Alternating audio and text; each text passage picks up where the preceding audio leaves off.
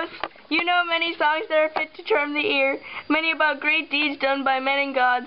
Sing one of those to the company, and make an end to this piteous song which tears my heartstrings, since I have had to suffer grief intolerable.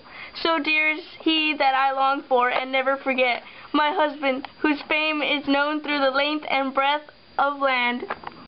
Mother, don't blame the minstrel for singing this song. Blame Zeus, because he's the one who makes men work hard for their living and then gives them back what he chooses to for each. The minstrel is just singing about the Danaans' bad luck. You should brace up your heart and just listen. Odysseus wasn't the only one who never returned from Troy. Many others died too. Go to your room and see about your own business. Loom and distaff, and keep the servants busy with work.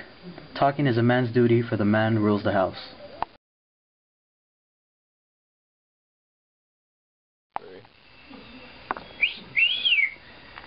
I'd fornicate that. Oh, the things I would do to her. Let me get some of that. I'd like a slice of that pie. Gentlemen, you pretend to marry my mother, but you are all behaving in a most outrageous fashion. For just this once, let us eat and drink and be merry. But let there be no shouting, because it's a fine thing to hear a man sing when he has a heavenly voice like this. Then tomorrow let us hold session in the marketplace, because I wish to tell you in plain words that you must go from my house. Go elsewhere. Eat your own food in your own houses. Change and change about, unless if you think it's right to consume one man's lasting goods without praying. Carve away. I will appeal to the everlasting gods, and see if Zeus may one day grant me vengeance. There would be no ransom then. In this house you shall perish.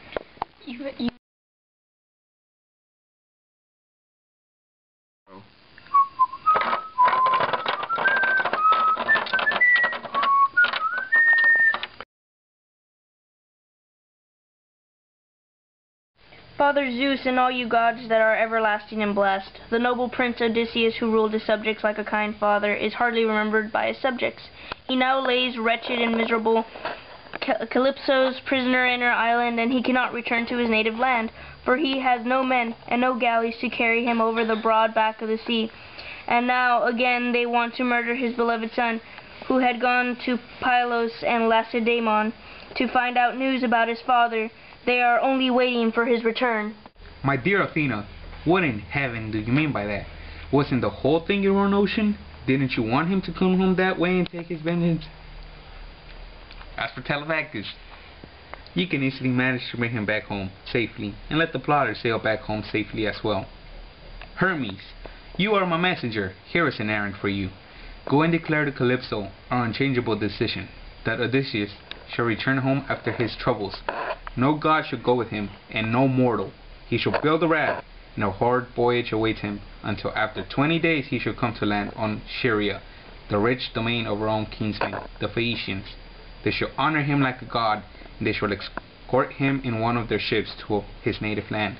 They shall give him plenty of gold and bronze, and heaps of fine clothing, which will amount to more than he could have bought from Troy. This is how he is destined to return to his house in his native land, and to see his friends once more.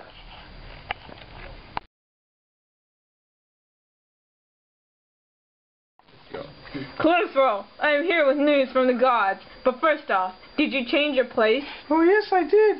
I traded my cave in for a tent. Much more romantic than a cave. But what were you saying, Hermes?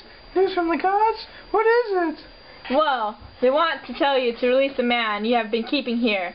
They believe it's time for him to go home at once. What a hard-hearted lot you guys are. You're as jealous can be.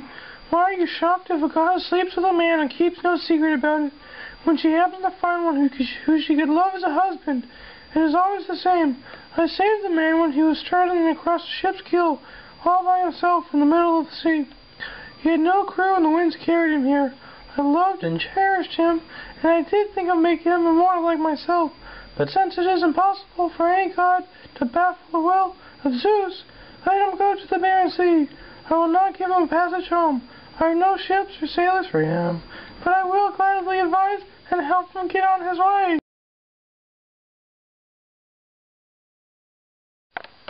Odysseus, dear, I've decided to send you off.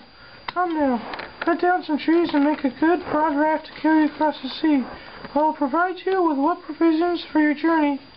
bread, water, wine, clothes, whatever you want. I will also give you a fair wind behind you to bring you home safe and sound. You're kidding me. Surely you have something else on your mind and no kind sent off for me. When you tell me to cross the great gulf on the sea on a raft, that is a difficult and dangerous task even for well-built ships that sail swiftly enough when blessed with a good wind from heaven. I don't want to embark on this journey without your goodwill. Not unless if you can bring yourself to swear a solemn oath that you will not work some secret mischief against me.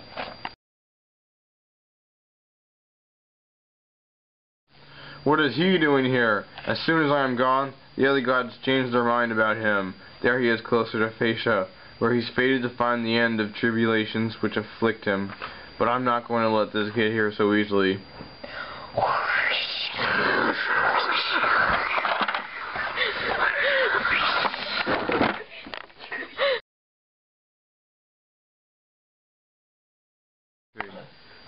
How unlucky I am. What will be the end of this? What clouds are these that Zeus has brought over the broad heavens? How all the winds are sweeping me about. Now, my distraction is a safe thing. I am doomed to die an ignominious death. Ha ha ha ha ha ha ha ha.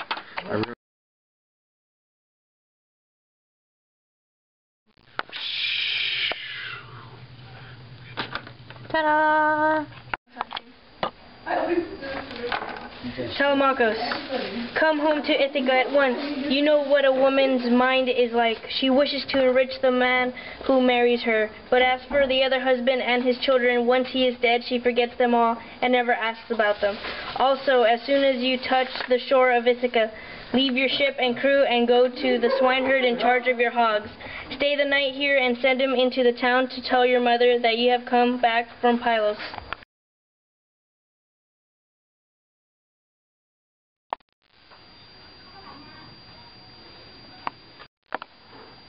This man must think he's invincible. He only has a bow and arrow. Soon he will run out of arrows. Everyone, draw your weapons. I'm gonna cut someone's arm off. This is madness. No. This is Ithaca. Father, I'll go at once and fetch you a shield and a couple of spears and a helmet for your head. I'll arm myself and do the same for the drover and the swineherd. We ought to be armed.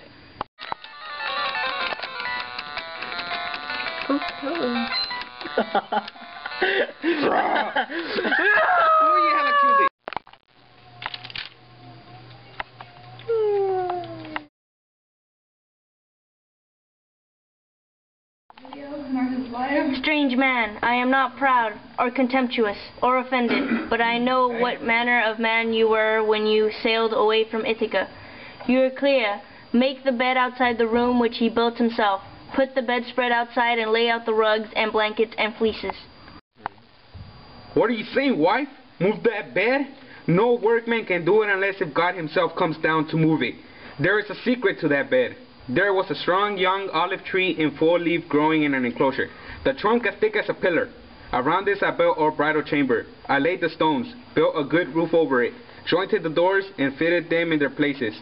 After I cut off the branches and trimmed the trunk from the root up, I smoothed it carefully with the axe and made it straight to the line.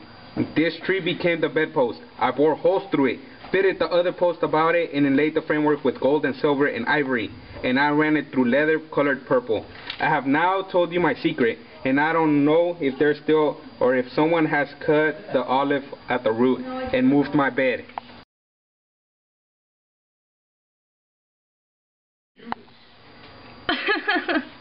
Don't be angry or hurt because I didn't take you in my arms as soon as I saw you. My heart has grown cold, and all this time I feared that someone would come deceive me with a false tale. There are so many impostors. You have convinced your hard-hearted wife. Come here, you.